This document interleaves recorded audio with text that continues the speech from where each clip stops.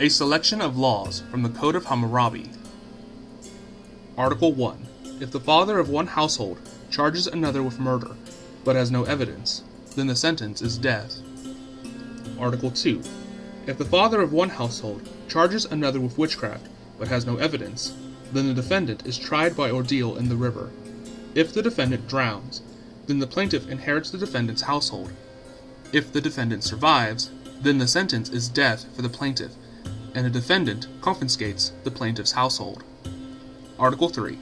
If the father of a household commits perjury before the city assembly in a case involving the death penalty, then the sentence is death. Article 5. If a judge accepts a bribe to render and seal a decision, then the judge is fined 12 times the settlement ordered in the decision, is expelled from the bench, and cannot serve as a judge again. Article 8. If the father of a household steals an ox, a sheep, a donkey, a pig, or a boat from a state or temple official, then he is fined 30 times the value of the stolen property. Likewise, if the father of a household steals one of these items from a laborer, then the fine is 10 times the value of the stolen property. If the father of a household fails to pay the fine, then the sentence is death. Article 14. If the father of one household kidnaps a child of another, then the sentence is death. Article 15. If the father of a household helps state slaves or household slaves to escape through the city gates, then the sentence is death. Article 17. If the father of a household captures a runaway slave in the open and returns the slave to the owner, then a reward of 2/3 ounces of silver is paid by the slave's owner to the father of the household that caught him. Article 21. If the father of a household tunnels through the wall of another's house and robs it, then the sentence is death. The execution shall take place outside the tunnel, and the body shall be hung in front of the tunnel. Article 24. If a murderer is not caught, then a fine of 18 ounces of silver is paid by the state to the household of the victim. Article 25. If the father of one household steals property from another while fighting a fire, then the looter shall be cast into the fire. Article 57. If a herder does not have a covenant with the owner of a field to graze his sheep on it, but has grazed his sheep on the field without the consent of its owner, then, when the owner of the field harvests the field, a fine of 140 bushels of grain for every 16 acres of land is imposed on the herder. Article 94. If bankers use a light scale to measure the grain or the silver that they lend, and a heavy scale to measure the grain or the silver that they collect, then they shall forfeit their investment. Article 117. If a destitute father of a household sells his wife, his son, or his daughter into slavery to pay a debt, then the creditor cannot keep them as slaves for more than 3 years, and must free them at the beginning of the 4th year. Article 125. If the father of one household stores property in the warehouse of another, and if the property is stolen by a thief who tunnels through the wall or climbs over it, then the owner of the warehouse, whose carelessness allowed the robbery to take place, must make every effort to find the thief and recover the stolen property. In any case, the warehouse owner must make full restitution of the value of the stolen property to its owner. Article 129. If the wife of a father of a household is arrested in the act of committing adultery, then she and her partner are to be tied up and tried by ordeal in the river. If, however, the woman's husband pardons her, then the monarch can pardon his subject. Article 130.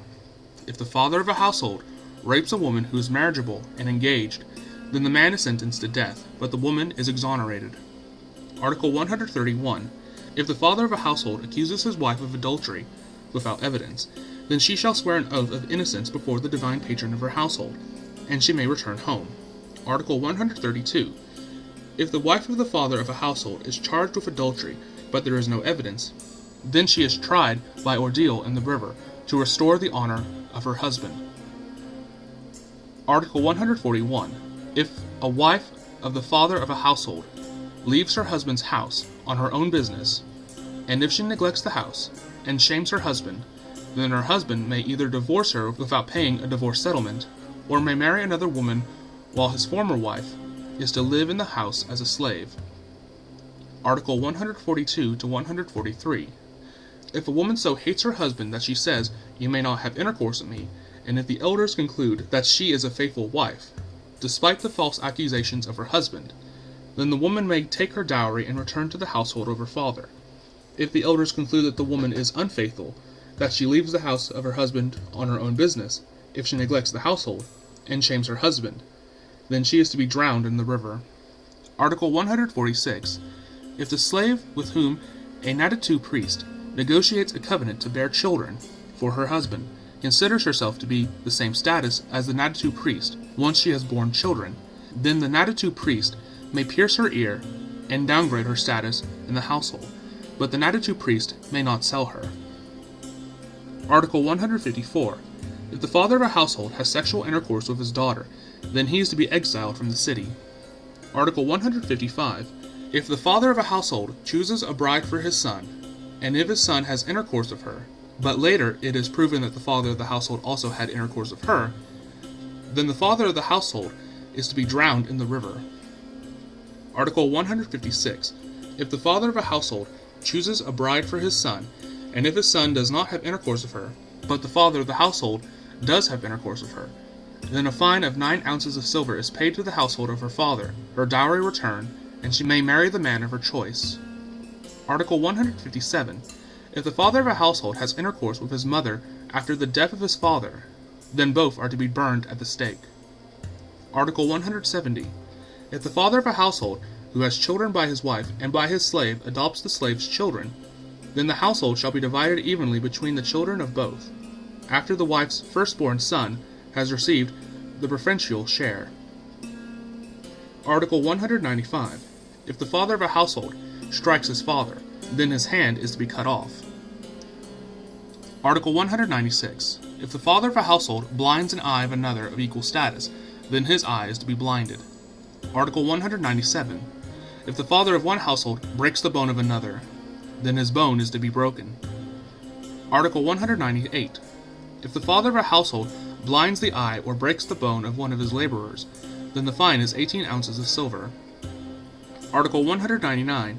If the father of one household blinds the eye or breaks the bone of a slave of another household, then the fine is 1/2 the price of the slave. Article 206 to 207. If the father of a household accidentally hits another, causing injury, then he must swear, "I did not strike him deliberately," and must pay his medical expenses. If the victim dies from the blow, then the father of the household must swear the same oath and pay a fine to the household of the victim of 9 ounces of silver. Article 209. If the father of a household beats the daughter of another and causes her to miscarry, then the fine is 6 ounces of silver. Article 233. If a builder constructs a house and does faulty work resulting in an unsafe wall, then the builder must strengthen the wall at his own expense. Article 244. If the father of a household rents an ox or an ass, and if a lion kills it while it's out in the open, then there is no fine. Article 249. If the father of a household rents an ox, and a member of the divine assembly strikes it with lightning and it dies, then, to avoid a fine, he must swear that a member of the divine assembly killed the ox.